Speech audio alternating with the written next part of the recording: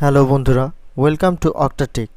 অক্টাটেকের আজকের এই ভিডিওতে আমরা দেখাবো স্যামসাং গ্যালাক্সি A52 এর ভাঙা গ্লাস পরিবর্তনের সম্পূর্ণ টিউটোরিয়াল স্টেপ বাই স্টেপ। তো বন্ধুরা, এখানে আমরা একদম শুরু থেকে শেষ পর্যন্ত প্রত্যেকটা স্টেপই দেখাবো যে মোবাইল কিভাবে ডিসঅ্যাসেম্বল করতে হয়, মোবাইল থেকে ডিসপ্লে আলাদা করতে হয়, কিভাবে ডিসপ্লে থেকে ভাঙা গ্লাস আলাদা করতে হয়, আবার নতুন একটা গ্লাস কিভাবে ডিসপ্লের সঙ্গে অ্যাটাচ করতে হয়, এবং ফাইনালি ডিসপ্লেটা কিভাবে মোবাইলের বডির সঙ্গে অ্যাটাচ করতে হয় এবং সম্পূর্ণ মোবাইলটা কিভাবে অ্যাসেম্বল করতে হয়। তো সম্পূর্ণ ভিডিওটাই আজকে আমরা স্টেপ বাই স্টেপ দেখাবো। তো আপনারা অবশ্যই ভিডিওর সঙ্গে থাকবেন সম্পূর্ণ ভিডিওটা দেখার জন্য। তো এখানে প্রথমেই কিন্তু আমরা দেখলাম যে আপনার মোবাইলের গ্লাসটাই কিন্তু শুধু ভাঙছে, বাকি মেইন ডিসপ্লেটা কিন্তু ভালো আছে, সম্পূর্ণ অ্যাকুরেট আছে, কোনো স্পট নাই, টাচ ঠিকঠাক কাজ করতেছে, কোনো সমস্যা নাই। তো এমন অবস্থায় আমরা মোবাইলটা অবশ্যই ডিসঅ্যাসেম্বল করে নিব। এ কারণে আমরা ব্যাকশেলটা প্রথমে খুলে নিলাম। ব্যাকশেল খুলে নেওয়ার পরে আমরা স্ক্রুড্রাইভার দিয়ে মাদারবোর্ড খোলার জন্য একটা স্ক্রুড্রাইভার দিয়ে যতগুলো স্ক্রু আছে মাদারবোর্ডের উপরে সবগুলো স্ক্রু কিন্তু খুলে নিব। তো মাদারবোর্ডের উপরে যে শেলটা আছে এটাকে আপার শেল বলি আমরা। তো এই আপার শেলটা খুলে নেওয়ার পরে আমরা মাদারবোর্ড এবং নিচে যে চার্জিং লজিকটা আছে সেই লজিকটাও কিন্তু আমরা খুলে নিব। তো মনে রাখবেন বন্ধুরা, এটা কিন্তু আসলে নেসেসারি, মানে আপনার ডিসপ্লে খুলে নেওয়ার জন্য, বডি থেকে ডিসপ্লেটা খুলে নেওয়ার জন্য ঠিক যতগুলো স্টেপ আমাদেরকে পার করতে হবে আমরা ঠিক ততগুলো স্টেপই পার করব। তো এখানে আমাদের কিন্তু সবগুলো স্ক্রু খুলে নেওয়া হয়ে গেছে। তো যেহেতু আমাদের সবগুলো স্ক্রু খুলে নেওয়া হয়ে গেছে, এখন কিন্তু অবশ্যই আমরা মাদারবোর্ডটা আলাদা করব। তো এখানে সিম ট্রে আছে, সিম ট্রেটা খুলে নিচ্ছি। তো সিম ট্রে খুলে নেওয়ার পরে আমরা মাদারবোর্ডের উপরে যে শেলটা আছে আপার শেল সেটা খুলে নিব, এবং রিঙ্গার স্পিকারের উপরে যে আপার শেলটা আছে সেটাও আমরা সুন্দরভাবে খুলে নিব। তো এখানে আপনারা দেখতে পারতেছেন ফিঙ্গারের জন্য ছোট্ট একটা ক্যামেরা আছে, নেটওয়ার্কের জন্য দুইটা তার টানা আছে। এখানে ব্যাটারি কানেক্টরটা আমরা খুলে দিলাম। আর মাদারবোর্ডটা উপরে নর্মালি যেরকম মোবাইল হয় ওরকমই। আর এইখানে ডিসপ্লে রিবন, লজিক থেকে আপনার ডিসপ্লে রিবন মাদারবোর্ডে একটাই গেছে, ডিজাইনটা ওরা একটাই করছে। তো এখানে মোটামুটি ভালো একটা ডিজাইন করছে, একেবারে খারাপ না, মোটামুটি ভালো। তো আমরা মাদারবোর্ড আর চার্জিং লজিকটা এখান থেকে আলাদা করে নিব, যাতে আমাদের ডিসপ্লেটা আলাদা করতে কোনো ধরনের সমস্যা না হয়। তো বন্ধুরা, এখানে আমরা মূলত একটা ডিসঅ্যাসেম্বলি ভিডিও এবং ব্রোকেন গ্লাস চেঞ্জের ভিডিও দুটাই করতেছি মোটামুটি, যে কিভাবে আপনি একটা পার্টস আর একটা পার্টস থেকে আলাদা করবেন, কিভাবে মোবাইলটা সম্পূর্ণ ডিসঅ্যাসেম্বল করবেন, এটাও আপনি এই ভিডিও দেখলে বুঝতে পারবেন। তো এখানে দেখতে পারতেছেন আমাদের কিন্তু মাদারবোর্ড আলাদা করা হয়ে গেছে, আমি কিন্তু মাদারবোর্ড আলাদা করে নিছি এখান থেকে। এখন চার্জিং যে লজিকটা সেই লজিকটাও আমরা আলাদা করে নিব। তো এখানে আমরা ডিসপ্লের যে রিবনটা আছে লাগানো সেই রিবনটা কিন্তু আমরা সুন্দরভাবে আলাদা করে নিলাম। তো এখানে চার্জিং লজিক আলাদা না করলেও কিন্তু ডিসপ্লে আলাদা করা যাবে, তাই আমরা লজিকটা এখান থেকে আলাদা করলাম না। তো আমরা ডিসপ্লেটা আলাদা করার জন্য অবশ্যই মোবাইলটাকে ডিসপ্লে সেপারেটর যে মেশিনটা আছে সেই সেপারেটর মেশিনের উপরে রেখে দিব। 80°C তাপমাত্রায় অন্তত পক্ষে 5-6 মিনিট রেখে দিতে হবে, যাতে ডিসপ্লে যে আঠা দিয়ে লাগানো আছে বডির সঙ্গে, মোবাইলের সঙ্গে, সেই আঠাটা একটু নরম হয় এবং ডিসপ্লেটা আমাদের মোবাইলের বডি থেকে খুলে আনতে সুবিধা হয়। তো বন্ধুরা, আপনারা দেখতেই পারতেছেন এখানে আমি একটা ব্লেড দিয়ে কাচের যে ছোট ছোট টুকরা আছে উপরের সেগুলো অতি সাবধানতার সহিত সুন্দরভাবে আলাদা করে নিচ্ছি, যাতে পাতলা একটা প্লাস্টিক আমি ডিসপ্লের মধ্যে ঢুকাইতে পারি এবং আস্তে আস্তে করে এই পাশ ও পাশ করে সুন্দরভাবে আমি ডিসপ্লেটা খুলে আনতে পারি। তো বন্ধুরা, এখানে অবশ্যই মনে রাখার বিষয় হচ্ছে কোনো রকম অধৈর্য হওয়া যাবে না। কিন্তু যদি আপনি ডিসপ্লে খুলতে গিয়ে কোনো রকম অধৈর্য হন, তাতে কিন্তু ডিসপ্লেটা নষ্ট হয়ে যাওয়ার সম্ভাবনা থাকবে। অবশ্যই ডিসপ্লেতে কোনো ধরনের প্রেসার না দিয়ে খুবই আলতো হাতে এবং আস্তে আস্তে করে আমাদেরকে ডিসপ্লেটা খুলতে হবে। সেটা সময় লাগতে পারে, 20 মিনিট 25 মিনিট সময় লাগতে পারে। তো আপনি অবশ্যই সময় নেবেন, সময় নিয়ে এই ডিসপ্লেটা খুলতে হবে, না হলে কিন্তু ডিসপ্লেটা নষ্ট হয়ে যাওয়ার সম্ভাবনা থাকবে। অপরদিকে আপনি সময় নিয়ে খুললে কিন্তু নষ্ট হওয়ার সম্ভাবনা খুবই কম থাকবে। তো এখানে আমরা ভিডিও বেশি লম্বা হয়ে যাবে, এই কারণে আমি সম্পূর্ণ মেথডটা দেখাই নেই। তো এখানে হচ্ছে আপনার হিট দিতে হবে। যদি আপনি কখনো মনে করেন যে না ডিসপ্লে ঠান্ডা হয়ে গেছে, ঠিক তখনই আবার প্রচুর পরিমাণ হিট দিয়ে নেবেন, সমস্যা নেই। হিট স্টেশনে যেখানে আমরা ডিসপ্লে সেপারেট করি ওই মেশিনের উপর রাইখে হিট দিয়ে নেবেন। এরপরে হচ্ছে আপনার থিনার পেট্রোল, অনেকে স্প্রে ব্যবহার করে, যে যেভাবে সুবিধা পায়। তো এইভাবে আস্তে আস্তে করে ডিসপ্লেটা আলাদা করে নিতে হবে। তো এখানে স্যামসাংয়ের A51, A70, A71 এই টাইপের যে ডিসপ্লেগুলো আছে এটাও ওরকমই সিমিলার করছে, পাশাপাশি 19-20 পার্থক্য আর কি। তো প্রায় ওরকমই ডিসপ্লেটা। তো ওইগুলা যেভাবে গ্লাস চেঞ্জ করা যায় এটা মোটামুটি একইভাবে গ্লাস চেঞ্জ করা যায়, সমস্যা হয় না। তো যেহেতু ডিসপ্লে কানেক্টরটা ডিসপ্লের মাঝখানে, যেখানে আপনার হয়তো ওসিএ মেশিন দিয়ে যদি চাপ দিই তাহলে হয়তো ডিসপ্লে ফেটে যেতে পারে, আবার না ফাটতে পারে। তো আমরা এখানে রিস্ক নিব না। আমরা ডিসপ্লের যে রিবনটা ডিসপ্লের সঙ্গে লাগানো আছে সেই রিবনটা ডিসপ্লে থেকে সুন্দরভাবে আলগা করে নিব, যাতে এটা ফ্রি থাকে।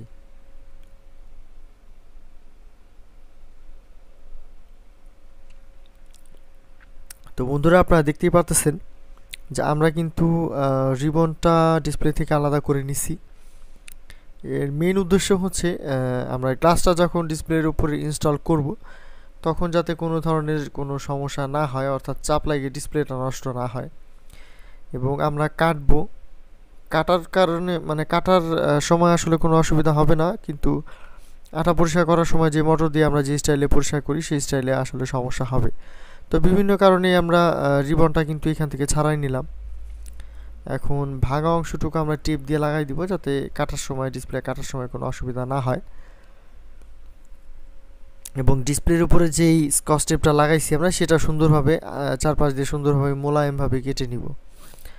তো বন্ধুরা আমাদের ডিসপ্লে প্রিপারেশনের কাজ শেষ। এখন আমরা ডিসপ্লে সেপারেটর মেশিনে ডিসপ্লেটাকে 80°C তাপমাত্রায় অন্তত পক্ষে 2-3 মিনিট এটাকে হিট করে নিব, ভালো করে হিট করে নিব, যাতে আঠাটা নরম হয়ে যায়। এরপরে আমরা কিভাবে এই কাটিং ওয়্যারটা ডিসপ্লের মধ্যে আপনার প্রবেশ করাইছি এটা কিন্তু আপনারা দেখতে পাচ্ছেন যে সাইড থেকে কিন্তু আস্তে আস্তে করে সুন্দরভাবে নিচু করে টেনে ধরে এটা ডিসপ্লে থেকে গ্লাসটা সেপারেট করার জন্য আমরা এই পাশ থেকে ও পাশ টানাটানি করতেছি। তো এটা খুবই ইজি প্রসেস, যদি সুন্দরভাবে সময় নিয়ে করতে পারেন আপনি তাহলে খুবই ইজি প্রসেস। সমস্যা সাধারণত হয় না, খুবই কম হয়। যদি একটু কেয়ারফুলভাবে কাজ করা যায় তাহলে আসলে সমস্যা হয় না। তো বন্ধুরা আপনারা দেখতেই পারতেছেন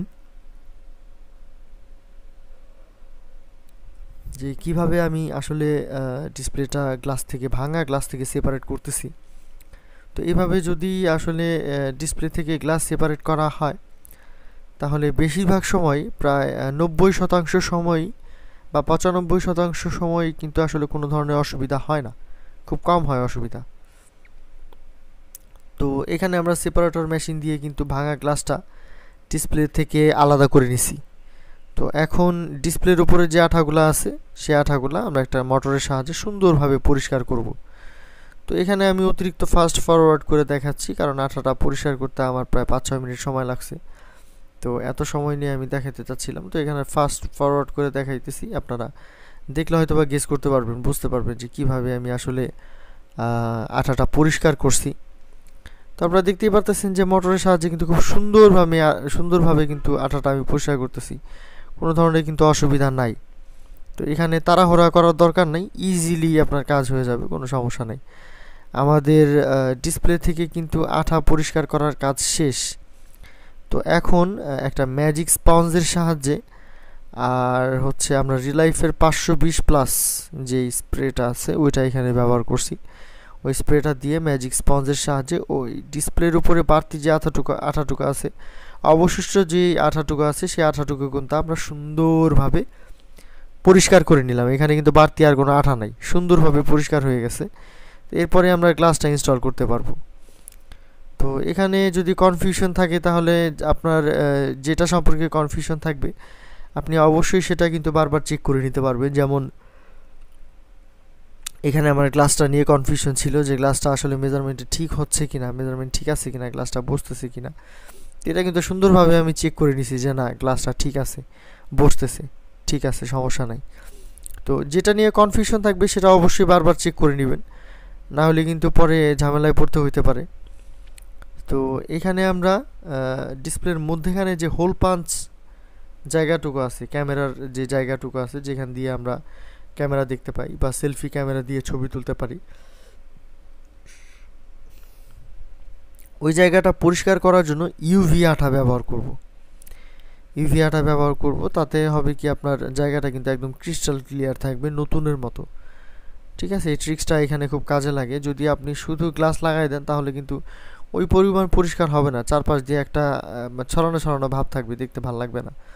তো এখানে আপনারা দেখতেই পাচ্ছেন যে এক ফোঁটা ইউভি গ্লু কিন্তু আমি লাগাই দিছি, তার উপরে সুন্দরভাবে গ্লাসটা আপনার একদম ক্যামেরার যে মেজারমেন্টটা আছে সেই মেজারমেন্টে বসাই দিয়ে দুই সাইড দিয়ে সুন্দরভাবে উপর দিয়ে কিন্তু গ্লাসটা আমি বসাই দিলাম, কোনো অসুবিধা হবে না এইভাবে বসাইলে।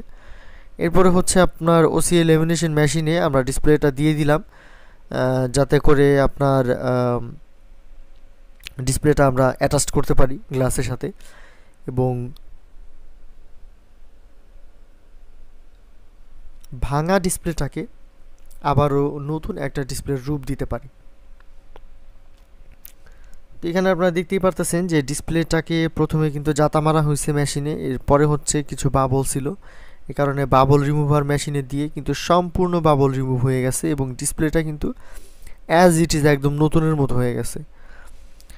তো বন্ধুরা, এখন শেষ পর্যায়ে অবশ্যই আমরা মোবাইলটার যে অ্যাসেম্বলি প্রক্রিয়া আছে সেটা শুরু করব। আমরা ঠিক যেইভাবে মোবাইলটা ডিসঅ্যাসেম্বল করেছিলাম ঠিক একইভাবে আমরা মোবাইলটা আবারও অ্যাসেম্বল করে নিব, অর্থাৎ মোবাইলটা আবার আগের জায়গায় ফিরিয়ে আনবো। মাদারবোর্ডের জায়গায় বসাই দিব, ডিসপ্লের জায়গায় বসাই দিব, এরকমভাবে সম্পূর্ণ মোবাইলটা আবার আগের মতো অ্যাসেম্বল করব। তো বন্ধুরা, আপনাদের যদি মোবাইলে এই ধরনের কোনো সমস্যা থেকে থাকে তাহলে আপনারা অবশ্যই আমাদের সঙ্গে যোগাযোগ করতে পারেন। আমাদের সঙ্গে যোগাযোগের ঠিকানা অক্টোপাস ইলেকট্রনিক্স, হাফেজ বিল্ডিং, নীলটুলি, ফরিদপুর। যদি আপনারা ফরিদপুরে বাইরে অবস্থান করে থাকেন তাহলে অবশ্যই ফেসবুক পেজের মাধ্যমে আমাদের সঙ্গে সরাসরি যোগাযোগ করতে পারেন। ফেসবুক পেজের লিঙ্ক ভিডিও ডিসক্রিপশনে দেওয়া থাকবে এবং ফেসবুক পেজে যদি আপনি আমাদের সঙ্গে যোগাযোগ করেন অথবা এই ভিডিওর কমেন্ট সেকশনের মাধ্যমে আমাদের সঙ্গে যোগাযোগ করেন, আমরা সরাসরি আমাদের মোবাইলের দোকানের যেই নাম্বার আছে যেটা দিয়ে আপনারা সরাসরি ফোন করে আমাদের সঙ্গে কথা বলতে পারবেন, সেই নাম্বারটা আমরা দিয়ে দিব। এই ভিডিও সম্পর্কে যদি কোনো ধরনের কোনো মতামত আপনার দেওয়ার থাকে বা কোনো ধরনের ভুল ত্রুটি আপনার চোখে পড়ে থাকে বা আপনার যদি কোনো জিজ্ঞাসা থাকে যে ভাই এটা না ওইটা এরকম কেন সেরকম কেন এই সেই, যাই হোক যে কোনো প্রশ্ন আপনি কমেন্টের মাধ্যমে আমাকে জানাতে পারেন। আমি প্রত্যেকটা কমেন্টে পড়ি এবং প্রত্যেকটা কমেন্টেরই অ্যান্সার দেওয়ার চেষ্টা করি। তো বন্ধুরা, আপনারা দেখতেই পাচ্ছেন যে ডিসপ্লেটা কিন্তু আমি চেক করে নিলাম, আমার একটু কনফিউশন ছিল এই কারণে আমি চেক করে নিলাম। আমি বাড়তি খাটবো না, কারণ ডিসপ্লেটা নষ্ট হয়ে গেলে আমার বাড়তি খাটতে হবে। তো কনফিউশন দূর করার জন্য কিন্তু আমি অবশ্যই চেক করে নিছি। এখন ডিসপ্লেটা আমরা আঠা দিয়ে সুন্দরভাবে লাগাই দিব। তো অ্যাজ ইট ইজ আমরা এখানে অবশ্যই কালো ফ্রেম, এই কারণে আমরা অবশ্যই কালো আঠাটা ব্যবহার করব। এখানে আমরা সানশাইনের G21 এই মডেলের আঠাটা ব্যবহার করছি। এই আঠাটা খুবই সুন্দর আঠা, আপনারা ব্যবহার করতে পারেন, কোনো সমস্যা হবে না। তো এই আঠাটা দেওয়ার পরে অবশ্যই মিনিট খানিক অপেক্ষা করতে হবে, এরপরে হচ্ছে ডিসপ্লেটা বডির উপর বসাইতে হবে। তো এখানে আমরা ডিসপ্লেটা বডির উপর খুব সুন্দরভাবে বসাবো। আমরা চেষ্টা করব যতদূর সম্ভব নিখুঁত করার, যাতে বোঝা না যায় যে আসলে মোবাইলটা খোলা হয়েছিল বা কোনো ধরনের কোনো সমস্যা হয়েছিল। তো এই ধরনের কোনো সমস্যা হোক এটা যাতে বোঝা না যায়, এই কারণে আমরা এই প্রসেসিংটা করতেছি। তো অরিজিনাল ডিসপ্লের ক্ষেত্রে প্রসেসিংটা এরকমই হয়, দেখা যায় 2-1 দিন পরে আর বোঝা যায় না যে মোবাইলটা খোলা হয়েছিল, ফিনিশিংগুলো খুব সুন্দর আসে। তো এখানে বন্ধুরা আপনারা দেখতেই পারতেছেন যে আমরা কিভাবে মোবাইলের ডিসপ্লেটা মোবাইলের সঙ্গে অ্যাটাচ করলাম এবং এখানে আমরা আপনার অবশিষ্ট যে স্পেয়ার পার্টসগুলো আছে সেগুলো আমরা কিন্তু মোবাইলের মাদারবোর্ড এবং লজিকের সাথে অ্যাটাচ করে দিব। তো এখানে ব্যাটারি কানেক্টর লাগাই দিতেছি। তো এই সমস্ত কাজ করার পরে আমরা রিঙ্গারের উপরে যে শেলটা আছে আর মাদারবোর্ডের যে আপার শেলটা আছে সেটা আমরা কিন্তু রিঙ্গারের উপরে এবং মাদারবোর্ডের উপরে বসাই দিছি। তো অবশ্যই এটা বসাই দেওয়ার পরে আবারও সেই স্ক্রু ড্রাইভার দিয়ে আমরা সম্পূর্ণ স্ক্রু মোবাইলের উপর সুন্দরভাবে লাগিয়ে নিব। তো এইভাবে আমাদের অ্যাসেম্বল প্রক্রিয়া কিন্তু আমরা শেষ করেছি। তো বন্ধুরা, ভিডিওটা কেমন লেগেছে সেটা অবশ্যই একটা লাইক দিয়ে এবং কমেন্টের মাধ্যমে আমাদেরকে জানাবেন।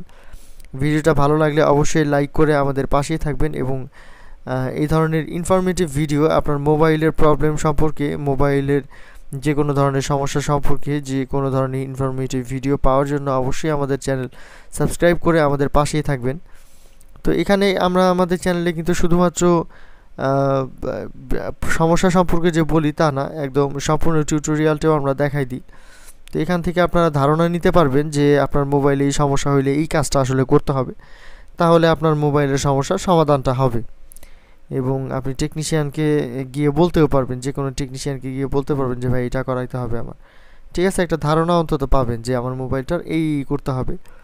প্রাইস সম্পর্কে জানতে হলে অবশ্যই কমেন্টের মাধ্যমে আমাকে জানাবেন কোনটার কী প্রাইস, আমি সেটা আপনাদের জানিয়ে দিব, কোনো অসুবিধা হবে না।